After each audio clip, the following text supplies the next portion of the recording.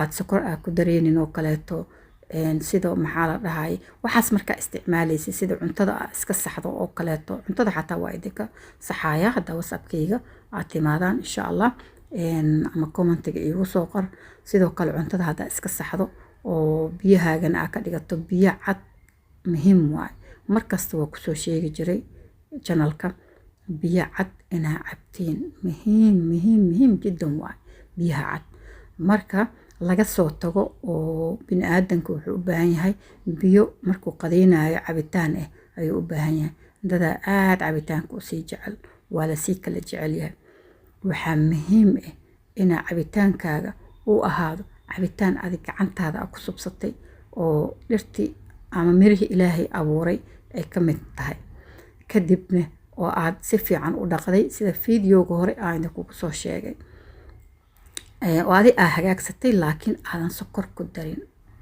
Assalaamu calaykum waraxmatullaahi wabarakaatu. asxaabtayda qaaliga aan jeclahay soo dhawaada meel kastoo adduunka aad ka joogtiin waxaa idin leeyahay farxad ku waara kusoo dhawow channelka haddaad igu cusub tahay oo ay tahay markii kugu horeysay fadlan waxaan kaa codsanayaa channelka inaad subscribe saarto like saarto sii share garayso haddii aadan igu cusbeenood hore ila joogtayna aad ayaa u mahadsan tahay kama daalaya inaan ku dhaho waa mahadsan tahay like-ta ii saar ii share garee aad ayaa wada mahadsantihiin dhammaantiinba asxaabta igu soo biirtay sidoo kaleeto idinkana aad ayaa u mahadsantihiin marka koowaadna ilaah ayaa mahad iskale ilaah ayaa u mahadcelinayna dhammaanteena halkaan isukaayo keenay asxaabteyda qaaliga ayaantan channelkayga hoos ayuu usii socdaa sidaasna waxaa keenay anigoo oo badanaa soo geli waaya fiidiyoyaal marka insha allah waa rajeynayaa hadda kadib aan halkaan update ka noqdo marka waxaa idinka codsanayaa idinkana markuu idin soo gaaro inaad like-ta ii saartaan codsi ayuu iga yahay waa idinka codsanaa waxay idinka dhibaysana malahan insha allah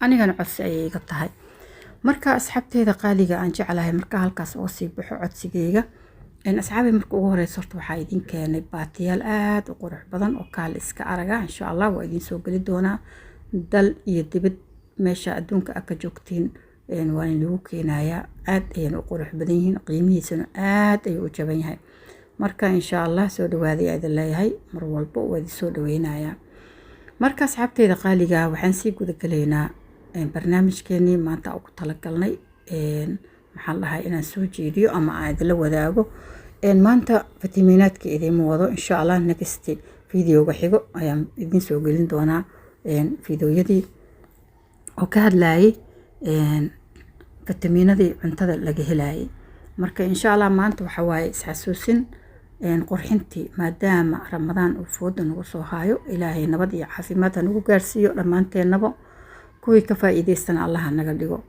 marka qurxintii ayaa rabaa inaan dib u soo celiyo iyo inaan fitamiinada sii wadi doono kolley insha allah idinka ayaa soo sheegi doono fitamiinada muhiim waay mar kastaba cuntooyinka aad cunaysid ee fitamiinada ah ee jirkaaga aad gelinaysid waa muhiim mar walba muhiim waay inaa kaliya aan wax marsato macquul ma ahan waxaan ka wadaa inaa wax marsato inaa jirkaaga fitamiin ka qaadato markaa jirkaaga fitamiin aad ka qaadanaysid oo calaashaan aad cunaysid sida biyihii hadda aa idiin soo gelinayo kaleeto fitamiinka ahaa oo aad sokor aad ku dareenin oo kaleeto sida maxaa la dhahay waxaas markaa isticmaalaysa sida cuntada aad iska saxdo oo kaleeto cuntada xataa waa idinka saxaaya hadda whatsappkayga aad timaadaan insha allah ama commentiga iigu soo qor sidoo kale cuntada haddaa iska saxdo oo biyahaagana aad ka dhigato biyo cad muhiim waay markasta waa kusoo sheegi jiray channelka biyo cad inaa cabtiin muhiim jiddan waay biyaha cad marka laga soo tago oo bini aadanka wuxuu u baahan yahay biyo markuu qadeynayo cabitaan ah ayuu u baahan yahay dadaa aad cabitaanka usii jecel waa lasii kala jecel yahay waxaa muhiim ah inaa cabitaankaaga uu ahaado cabitaan adig gacantaada aad ku subsatay oo dhirtii ama mirihii ilaahay abuuray ay ka mid tahay kadibna oo aad si fiican u dhaqday sida fiidiyooga hore aan idinkugu soo sheegay oo adi aa hagaagsatay laakiin aadan sokor ku darin sokor dhan aad isiga darin fitamiinkiisa maxaad helaysaa waa markii aad sokor ku darin fiidiyooganeti qofkii fiidiyogii ku horeeyay soo dhageystay ama kii kasii horeeyey ayaa macnaha si fiican u fahmi karo. Horey kuwaas ayaan ugu soo sharxay, waana soo sharxi doonaa fiidiyoyaal fara badan. Marka cabitaan haddaad subsanayso sokor ha ku darin. Markaan ku leeyahay cabitaan markaad subsanaysana ma ahan cabitaanada gasacyada xataa. Dadaa waxay subinayaan hadda soo weydiiyo kale cabitaanka gasac oo kaleeto haddaan sokor ku darin ka waran. Cabitaanka gasaca asaga ayaa sokor watabo. Asaga ayaa sokor laga soo soobiyey. Wax warshadaysan maba fiicnaba totally iska dhaaf wax oo warshadaysan oo cabitaan ah iska jooji. Waa laga fiican yahay. Waxaa ka fiican cabitaankan maxaa la dhahay noocyadiisa kala duwan maxaa la dhahay la beerto ayaa ka wanaagsan oo nooc walbo isugu jiro ayaa aad u wanaagsan. Marka cabitaanadaas wax sokor ah isaga darin wax la hubo waaye oo jirkaagana fitamiin ku gelinayo, jirkana qurux liisho kala arag kaaga dhigayo, wajigaagana ku dhalaalayo. Marka inta badan dadka qadadii ay waxay jecel yihiin inay cabitaan cabaan. Cabitaankaaga isku soo shiido 2 shay. Haddaad rabtid 1 shay soo shiido muhiim ma ahan. Kadib maxaa la dhahay qadadaada ku cab. Dadka hadday ku cunayaan ay ku cabayaan ay sokor ku darsanayaan adiga waxba ma kaa gelin. Adiga caafimaadkaaga mar walba muhiim ku ah. Adiga marka haddaad rabtid baraf ku darso. Haddaad rabtid baraf ku darsanin. Haddaad quun qabto baraf isiga darin. Oo quman aan leedahay baraf isiga darin. Marka ama qabow meel dheer ka dhigo. Totally qofka qabo qumanka qabo uma wanaagsana in ay ku darsadaan barafka inay isticmaalaan wax fiican ma ahan. Laakiin haddii aadan qabin waxaa ka dhigan kartaa qabow waa ka dhigan kartaa. Marka dadka qaarna qabowga ma jeclo. Marka laakiin muhiim ma ah qabowga inaad ku dartid. Haddaad ku darsatidna waa okay haddaad ku dartid. Hadda Ramadaanka oo kale dadku u baahan yihiin in ay ku darsadaan qabowga. Shikooda maanta noo soona marka dadka inta badan buu qabow la'aan ma joogo kara laakiin qabowga ma laga mamnuucin haddii adiga aad ku xanuunsaneenin. Laakiin muhiimaddu waa inaad sokorta iska daysaa. Dadka kale waxay cabayaan adiga aadan dhig u dhigin. Adiga caafimaadkaaga ka talisaa. Marka muhiim ay ku tahay siiba dadka waaweyn aad iyo ugu wanaagsan yahay. Caruurta xataa waa aragteen hadda ma u maleynaa inuu jiro cunug markuu yar yahay la soo siiyo wax sokor leh. Waxaas waa la iska dayso ma waa la ogaaday in xataa ilmaha aysan u fiicneen sokorta inaysan u fiicneen oo ilmaha ilaa 2 sano uu ka soo gaaro caanihiisa sokor la'aan ayaa lagu siiyaa. Marka maanta intaas ayaan ka hadlayaa asxaabteyda qaaliga aan jeclahay. Saa idin sheegana baatiyana waa idin keenay qurxintiina ina idin soo geliyo waa rajeynayaa oo marmar ay idin soo geliyo qurxintii aad kugu soo dhax tuuro. Qurxinta muhiim waa. Waxaan warkaas ku leeyahay علشان haddaa wax cunto oo fitamiin la aad cunto ayaad isqurxin kartaa. Marka wax fitamiin leh oo aad cunto oo jirkaaga u galo wax fitamiin leh u galo ayay qurxintani wixii aad marsato ay ka soo baxayaan. Adigoon marsanin ayaad iska dareemaysaa markaad cunto wax fitamiin leh oo aan sokor lahayn. Siiba sokorta. Sokorta waa waxa fitamiinka dilo.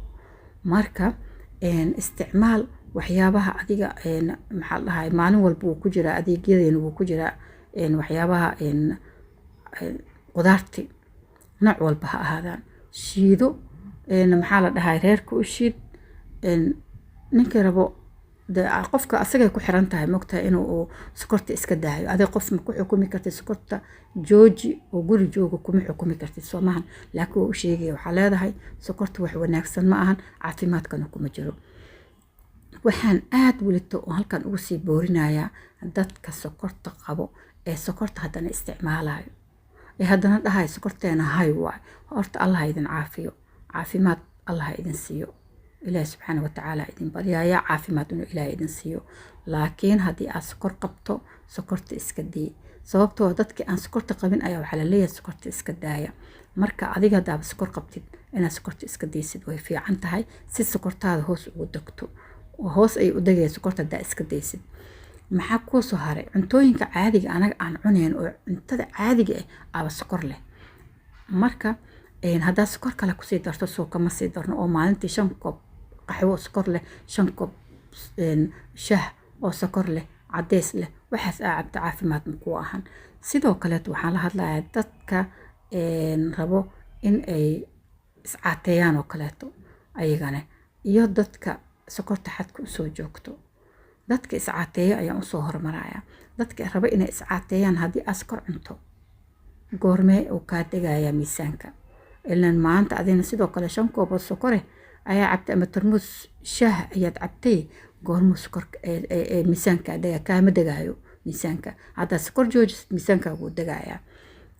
oo socodna aad ku dartid, exercise aad ku dartid, oo exercise aad soo bisid ama socod fiican aad soo bisid, sokorta aad iska daysid, cuntooyinka kaleetana aad yareysid oo carbohydrate-ka aad yareysid muhiim waa.